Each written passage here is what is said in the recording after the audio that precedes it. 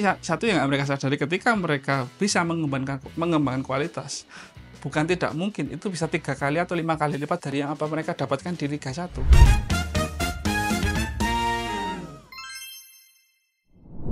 Halo Sobat Olahraga, kembali lagi di channel DB News. Tepatnya kali ini kita ada di segmen sport nih.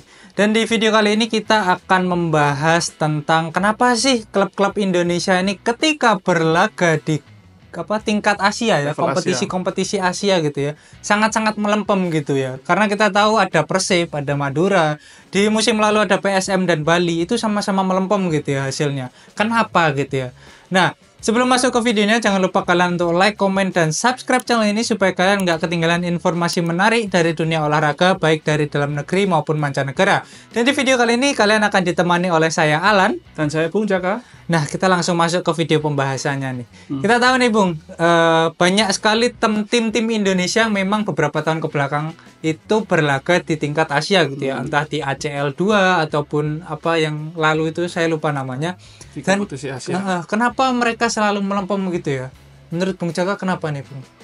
Menurut opini pribadi ya, karena memang kualitas liga itu pengaruh juga. Kualitas liga. Kita tahu di Asia Tenggara saja kualitas liga kita di nomor berapa? Benar.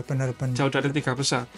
Yang kedua memang kondisi teknis, sarana prasarana juga kita kalah jauh dengan level-level Asia. Meskipun timnas kita sangat bagus, tapi untuk klub terlalu banyak yang harus dibenahi. Benar. Bahkan juga masalah faktor-faktor teknis seperti pengadil lapangan, masih sering ditemukan beberapa pengadil lapangan yang sering menimbulkan kontroversi. Meskipun kita sudah dibantu dengan VAR, tapi belum cukup signifikan sih.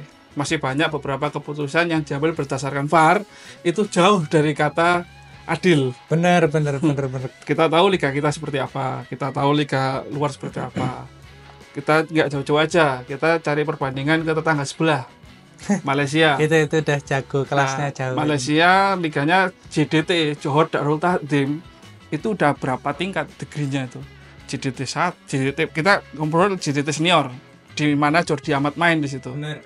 Kemarin habis mendatangkan Jesus ya.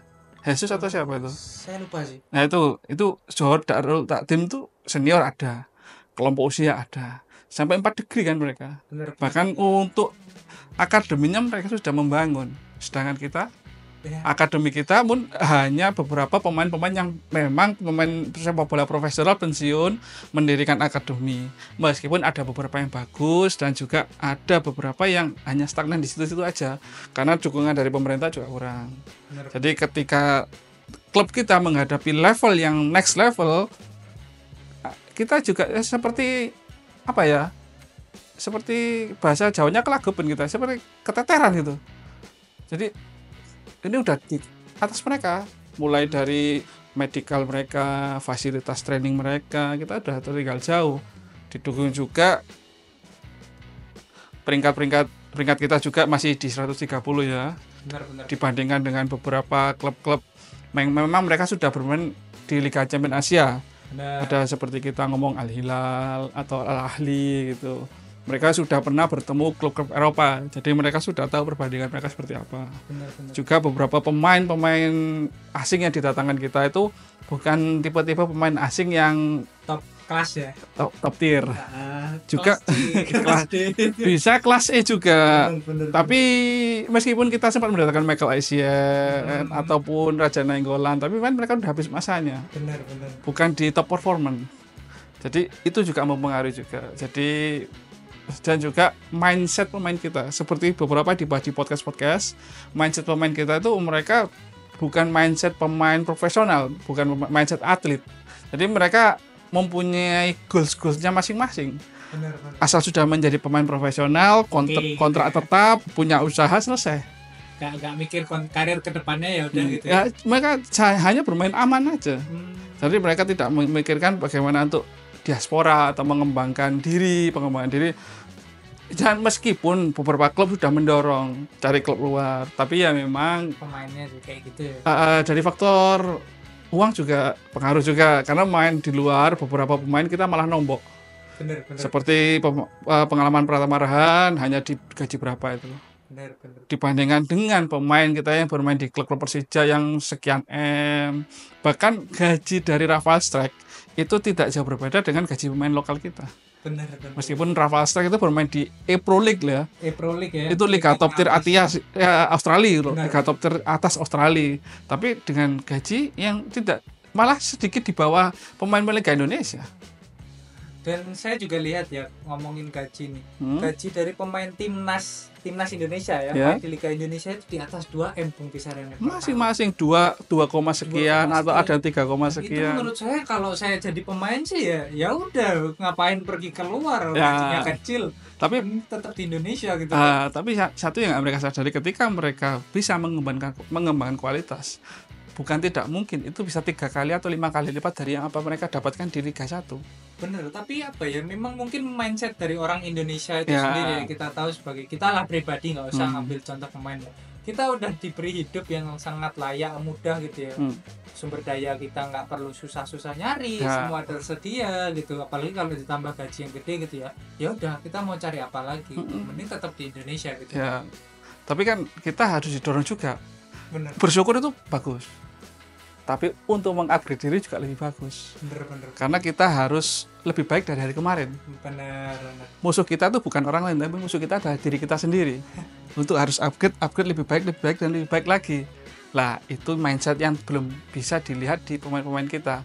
Memang kita tahu ada beberapa pemain kita yang abroad ya, seperti Marcelino di Oxford United, Ada Pratama Arhan ya, di walaupun jarang main tapi ya, tetap abroad lah. dia tetap abroad, Asnawi. Asnawi juga abroad. Dan sekarang rumornya Rizky Ridho juga didorong untuk abroad. Ramadan Sananta ya. Rizky Ridho dan Ramadan Sananta, Hoki Caraka itu juga sempat ditawari meskipun masih di usia belia ya. Tapi itu nggak nutup kemungkinan pasti ada di belakang mereka, harusnya ada lagi sih. Nggak berhenti di situ. Dengan begitu mereka bisa mengembangkan sepak bola nasional kita. Jadi mau nggak mau klub-klub kita pun juga upgrade. Bener. Seperti kita tahu, kita ke klub Eropa aja. Kita ambil contoh Manchester United. Berapa pemain Liga Inggris yang asli Inggris di situ? Nggak ada. Dikit banget pemain Inggris yang main di Manchester United. Yang kita tahu Marcus Rashford, Benar, Rashford, Harry Maguire. Harry Maguire. Lain? Nggak ada, jarang. Andre Onana dari mana? Dari Kamerun. Dari gitu Kamerun. kan. Iya. Terus Wout Weghorst dari Belanda. Gitu kan. Iya. Jadi kita tarik lagi ke Chelsea atau ke Arsenal. Kita tarik ke Barcelona. Bahkan Barcelona yang memang notabene Katalan. Tim yang memang daerah Katalan. Daerah gitu. Katalan. Pemainnya Pemain asli Spanyol 3-4 pemain aja. nggak banyak. Lah, itu juga menentukan juga. Pemain yang bagus ada pemain yang keluar. Bener. Jadi ambil pengalaman dari luar, kembangkan sepak bola nasional begitu.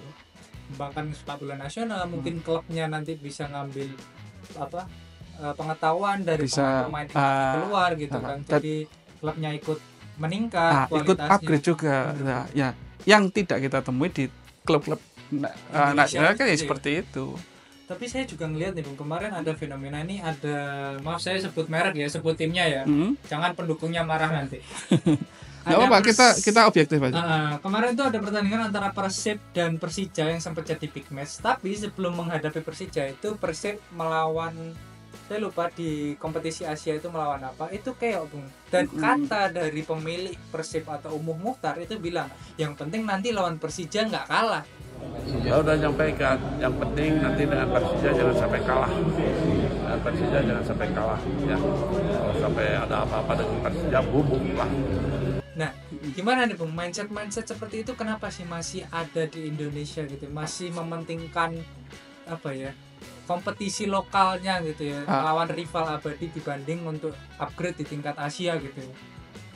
Lebih ke harga diri sih kalau mereka. Orang Indonesia kan masih budaya ketimuran. Jadi mereka kalau bertemu dengan kita yang bertemu setiap hari itu jangan sampai kalah. Kalau bertemu dengan klub Asia kan hanya sekali 2 kali pertemuan, mereka udah lupa. Tapi kalau bertemu Persija kan ada sejarah panjang juga, ada rival abadi. Seperti dulu Indonesia masih di level AFF. Bener, Kita boleh kalah asal jangan dengan Malaysia. Tapi kalau sekarang udah level beda dong. Beda, ya udahlah itu. Ya udah ya, kalau musuh Malaysia ataupun beberapa tetangga Singapura, Brunei, Thailand, kita udah biasa. Tadi kita ke level Asia-nya boleh kalah asal jangan tim Timur Tengah sekarang itu. Bener, karena memang tim Timur Tengah ini ini ngeselin gitu loh ya. Sangat-sangat ya. Sangat ngeselin. Bahkan dominasinya di kompetisi Asia itu sangat mendominasi sekali tim-tim. Bahkan beberapa kemarin ada rumor pemain terbaik Asia. Itu rumor, itu memang sudah kejadian itu. Isunya pemain yang bermain liga lokal menang award ya. Bener. Harusnya ada pemain-pemain Asia yang bermain di Liga Eropa malah tidak menang sama sekali. Nah itu kan jadi sanksi juga. Lah kenapa? Ya Indonesia pun sepertinya sama juga seperti itu. Harusnya mereka tidak mencontohnya seperti itu. Jadi kita tinggalkan yang buruk, kita ambil yang baik. Bener. Karena kalau kita lihat ya kualitas liga kita gitu ya, jika dilihat dari klasemen pembagian poin untuk kompetisi Asia gitu ya, liga kita itu ada di nomor 12 Asia Timur. Oke lah kalau 12 Asia gitu ya, ini 12 Asia Timur gitu, yang mana Asia Timur itu ada banyak sekali negara-negara lain, ada Kamboja, Laos, Malaysia, Thailand, Australia, Jepang, Korea, dan kita posisi 12, yang mana itu merupakan posisi yang lumayan rendah gitu ya jika melihat rival-rival kita di Asia Tenggara gitu ya. Bahkan jika Indonesia terus-menerus seperti ini di kompetisi Asia, tidak menutup kemungkinan, Bung, Indonesia itu disalip oleh Kamboja.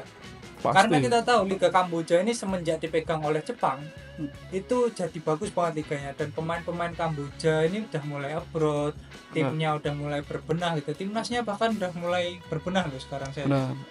Ke peningkatan mereka cukup signifikan juga di Asia Tenggara itu. Bener. Dan gimana nih menurut Bung Jaka nih, kalau sampai Indonesia kesalip oleh Kamboja gitu di tingkat kualitas liga, apa nggak malu kita? Menurut Bung Jaka gimana? Sebetulnya tuh anti klimaks. Miris juga tim kita bagus-bagusnya, liga kita malah buruk-buruknya. Bener. Anti klimaks itu. Kenapa kok timnas bagus, klubnya nggak bagus gitu ya? Nah, itu juga masukan untuk para stakeholder ya, untuk memajukan kualitas liga kita juga bukan tanggung jawab cuma stakeholder, bukan tanggung jawab PSSI, tapi juga tanggung jawab para supporter.